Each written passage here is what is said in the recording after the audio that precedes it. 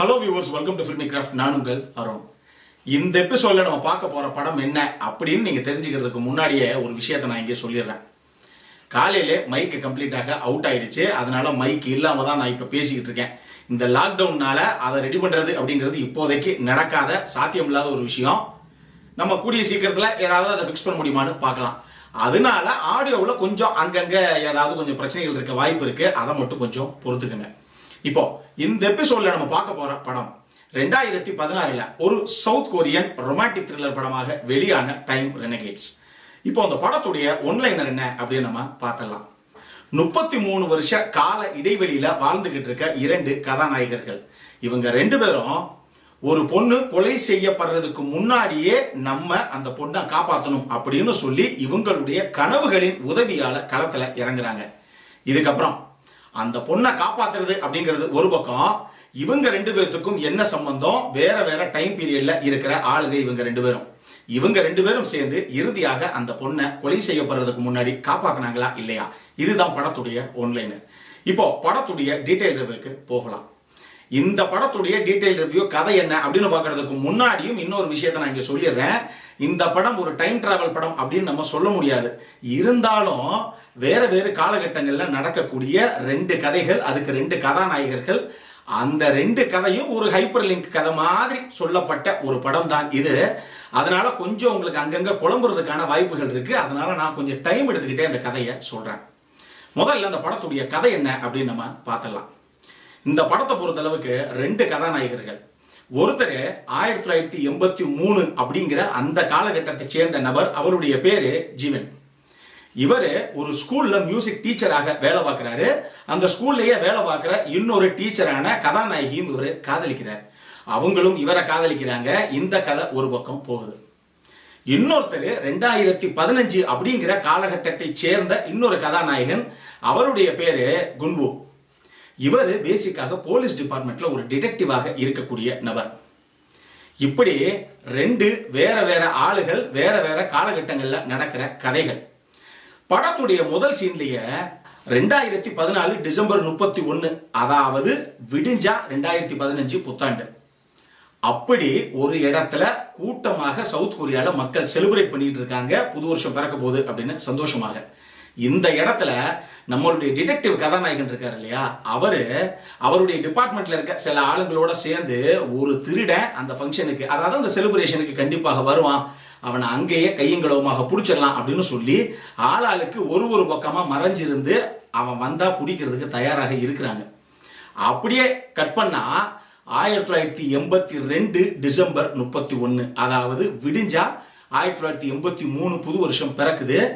அப்ப நம்மளுடைய மியூசிக் டீச்சராக இன்னொரு கதாநாயகர் இருக்கார் இல்லையா, அவரு அந்த லவ் பண்ற இன்னொரு டீச்சர், அந்த பொண்ணு, அதையும் கூட்டிட்டு அங்க நடக்கிற இதே செலிப்ரேஷன், அதாவது அந்த புது வருஷ பிறப்புக்கு மக்கள் கூடி ஆரவாரமாக இருக்கிற அந்த இடத்துக்கு தன்னுடைய காதலியை கூப்பிட்டு வராரு.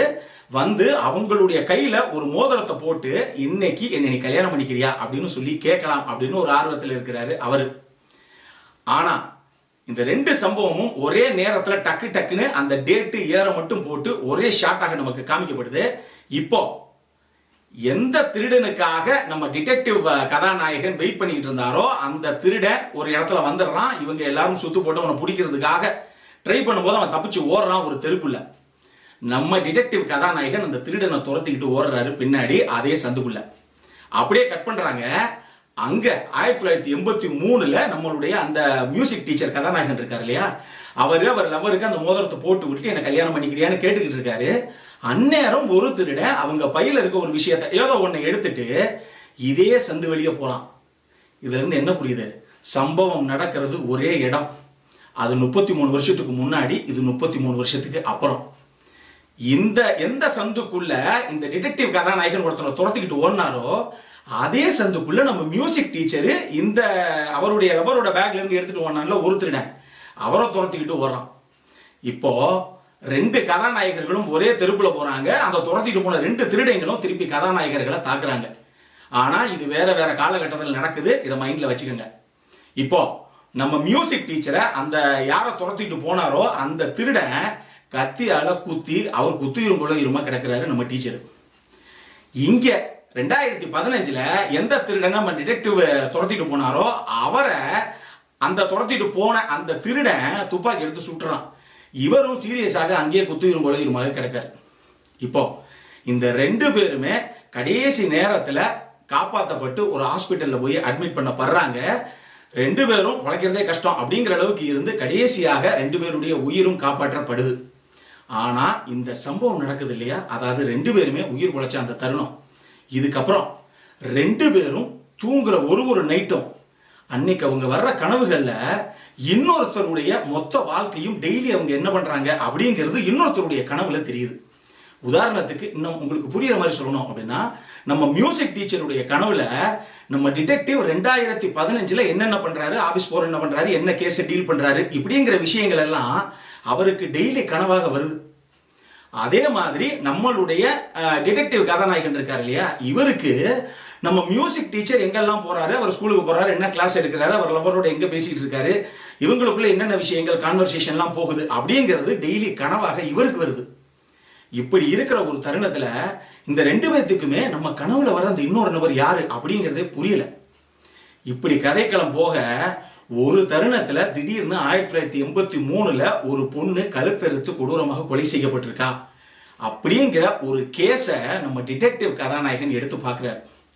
இதுல இவருக்கு மிகப்பெரிய ஷாக் என்ன அப்படின்னா, எந்த பொண்ணு கொலை செய்யப்பட்டதாக நியூஸ் பேப்பர்ல பப்ளிஷ் ஆனதை இவர் கேஸ் கட்டெல்லாம் இருக்கு இவருடைய டிபார்ட்மெண்ட்ல, அதை எடுத்து பார்க்கிறாரோ அந்த பொண்ணு வேற யாரும் இல்ல, நம்ம மியூசிக் டீச்சருடைய லவர்.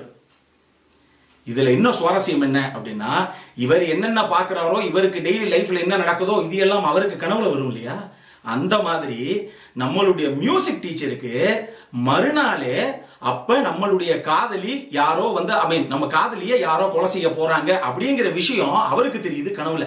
ஏன்னா இவர் தான் பார்த்துட்டாரு அதை.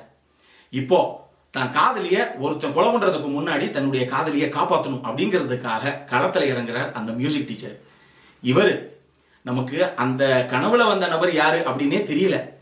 அவருக்கு ஒரு லவர் வேறு இருக்கு, நம்ம ஏதோ சரி கனவுல வருது போல அப்படின்னு நினைச்சா அந்த பொண்ணு உண்மையாகவே இருந்திருக்கா. அவரை யாரோ 33 வருஷத்துக்கு முன்னாடி கொலை செஞ்சிருக்காங்க. ஆனா அந்த குற்றவாளி யாரா இருக்கும், உண்மையா நம்ம கனவுல வந்த நபர் யாரா தான் இருக்கும் அப்படின்னு சொல்லி நம்ம டிடெக்டிவ் கதாநாயகனும் இதை கண்டுபிடிக்கிறதுக்காக களத்துல இறங்குறார்.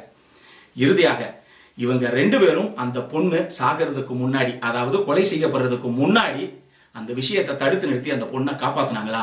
2வது விஷயம், ஏன் சார் 33 வருஷத்துக்கு முன்னாடி ஒருத்தர் இருக்கான், 33 வருஷத்துக்கு பின்னாடி ஒருத்தர் இருக்கான், இவங்க 2 பேருக்கு என்ன சம்பந்தம், எதுக்காக ஒருத்தருடைய கனவுல இன்னொருத்தருடைய வாழ்க்கை படமாக ஓடணும்.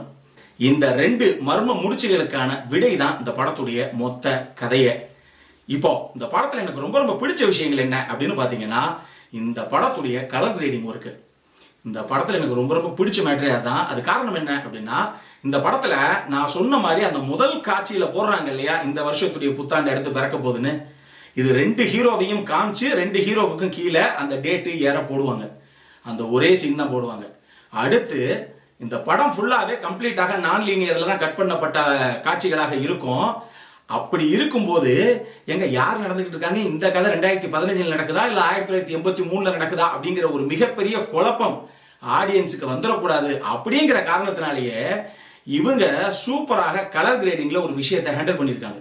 அது என்ன அப்படின்னு பாத்தீங்கன்னா, இந்த 1983 நம்ம ஸ்கூல்ல இருக்க மியூசிக் டீச்சர், அவருக்கு ஒரு காதல், இந்த விஷயங்கள் எல்லாமே ஒரு லைட் ரெட் ஸ்டோன்ல இவங்க பண்ணியிருக்காங்க. மொத்த ஷாட்ஸ் எல்லாமே இவருடைய மொத்த கதையும் அப்படிதான் ஓடும். அதே மாதிரி நம்ம டிடெக்டிவ் 2015 நடக்கிற இந்த கதை, இது எல்லாமே கம்ப்ளீட்டாக ஒரு டார்க் லைட் ஸ்கை ப்ளூ அந்த கலர்ல தான் கலர் டோன் பண்ணியிருப்பாங்க மொத்த ஃப்ரேம்ஸ் எல்லாத்தையும். ஸோ இந்த கலரை வச்சு தான் நீங்க ஈஸியாக கண்டுபிடிக்க முடியும் எந்த ஹீரோ ஆக்சுவலி நடந்துட்டு இருக்கு. ஹீரோவை கூட நம்ம பார்த்தோம் நமக்கு தெரிஞ்சிடும். ஆனா மற்ற கதாபாத்திரங்கள் எல்லாம் பார்க்கும்போது கதை இப்ப 2015 நடக்குதா இல்ல 1983 நடக்குதா அப்படிங்கிற அந்த குழப்பம் நமக்கு வந்துடக்கூடாது அப்படிங்கிறதுக்காகவே இந்த கலர் டோன் மூலமாகவே நமக்கு ஹெல்ப் பண்ணியிருக்காங்க அப்படின்னு தான் சொல்லணும். அவ்வளவு சூப்பரான கலர் கிரேடிங் ஒர்க்கு. இதெல்லாம் தாண்டி இந்த 2 கதாநாயகர்களும் படத்துடைய ஒரு குறிப்பிட்ட சுவாரஸ்யமான காட்சியில ஒரு ஆடிட்டோரியத்துல இந்த 2 கேரக்டருமே வர்ற மாதிரி சீன்ஸ் வச்சிருக்காங்க. அந்த சீன் எல்லாம் அவ்வளவு சூப்பராக இருக்கும். நம்ம மியூசிக் டீச்சர் இந்த பக்கம் இருப்பாரு, நம்மளுடைய டிடெக்டிவ் இந்த பக்கம் இருப்பாரு. இந்த 2 கதாபாத்திரங்களும் எதுக்கு ஆப்போசிட்டா நிக்கிற மாதிரி ஒரு சீன் இருக்கும். அப்படியே ஸ்கிரீனை 2ஆ பிரிச்சு ஒன் சைடு ஃபுல்லா, அதாவது நம்ம மியூசிக் டீச்சர் சைடு ஃபுல்லா ரெட்டிஷ்ல பண்ணியிருப்பாங்க கலர் டோனு, நம்ம டிடெக்டிவ் ஹீரோ அந்த கதாபாத்திரம் நிற்கிற சைடு ஃபுல்லாக ப்ளூயிஷ் ஸ்டோனில் பண்ணியிருப்பாங்க. அவ்வளவு சூப்பரான ஒரு ஷாட் இது. அவ்வளவு அற்புதமாக இருந்தது இந்த படத்துக்கு கலர் கிரேடிங் உடைய சப்போர்ட்.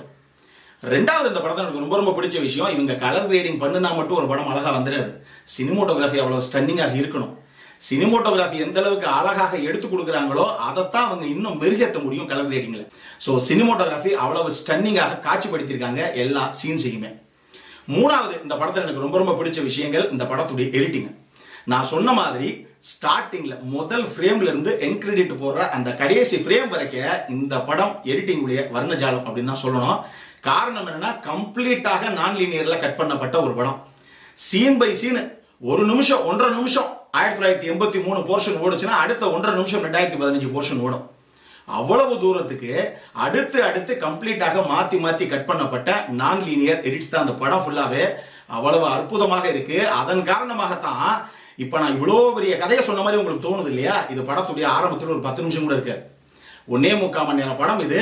ஆனா அந்த ஸ்டார்டிங்ல அந்த 10 நிமிஷத்துக்குள்ள நம்ம கொஞ்சம் குழம்புறதுக்கு புரியாம போறதுக்கான வாய்ப்புகள் இருக்குங்கிறதுனால தான் அந்த கதையை கிளியராக நான் உங்களுக்கு சொல்லிட்டேன். இனிமேல் படம் பார்த்தா உங்களுக்கு ஈஸியாக கண்டிப்பாக புரியும். இந்த கலர் டோனி மைண்ட்ல வச்சுட்டு பாருங்க. நாலாவது, இந்த படத்தில் எனக்கு ரொம்ப ரொம்ப பிடிச்ச விஷயம், இந்த படத்தில் நடிச்ச 3 முக்கியமான கதாபாத்திரங்களுடைய பர்ஃபார்மன்ஸ். ஒன்னு, நம்ம மியூசிக் டீச்சரா பிளே பண்ண அந்த ஹீரோ. இன்னொருத்தர் நம்ம டிடெக்டிவாக பிளே பண்ண இந்த ஹீரோ. மூணாவது, அந்த மியூசிக் டீச்சருடைய லவ்வராக வர்றாங்கல்ல ஒரு லேடி, அவங்க தான் A Tale of Two Sisters படத்துல அக்கா கதாபாத்திரத்தை பிளே பண்ணியிருப்பாங்க.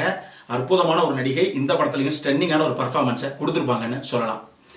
அடல் கான்டென்ட்டை பொறுத்த அளவுக்கு இந்த படத்துல எந்த விதமான அடல் கான்டென்ட்டும் கிடையாது.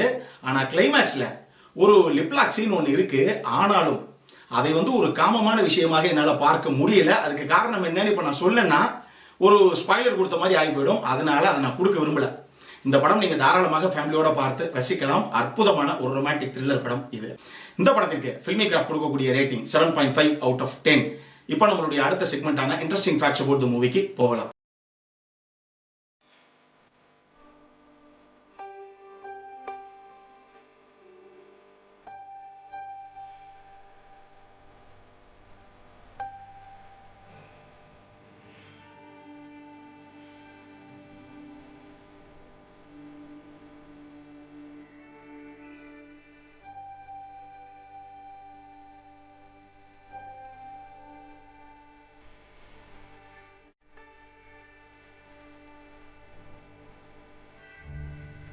இந்த வீடியோ பிடிச்சிருந்ததுன்னா லைக் பண்ணுங்க. ரொம்ப பிடிச்சிருந்ததுன்னா உங்க ஃப்ரெண்ட்ஸ் எல்லாத்துக்கும் ஷேர் பண்ணுங்க.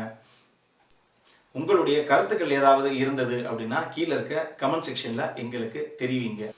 வீடியோவை க்ளோஸ் பண்றதுக்கு முன்னாடி சப்ஸ்கிரைப் பண்ணுங்க. சப்ஸ்கிரைப் பண்ணும்போது பக்கத்தில் இருக்க நோட்டிபிகேஷன் பெல் ஐக்கானையும் கிளிக் பண்ணுங்க. அப்பதான் எங்களுடைய வீடியோஸ் எல்லாம் உங்களை ஆன் டைம் சேரும். இதே மாதிரி இன்னொரு வீடியோவோட அடுத்த முறை உங்களை சந்திக்கிற வரைக்கும் it is Arun signing off. By.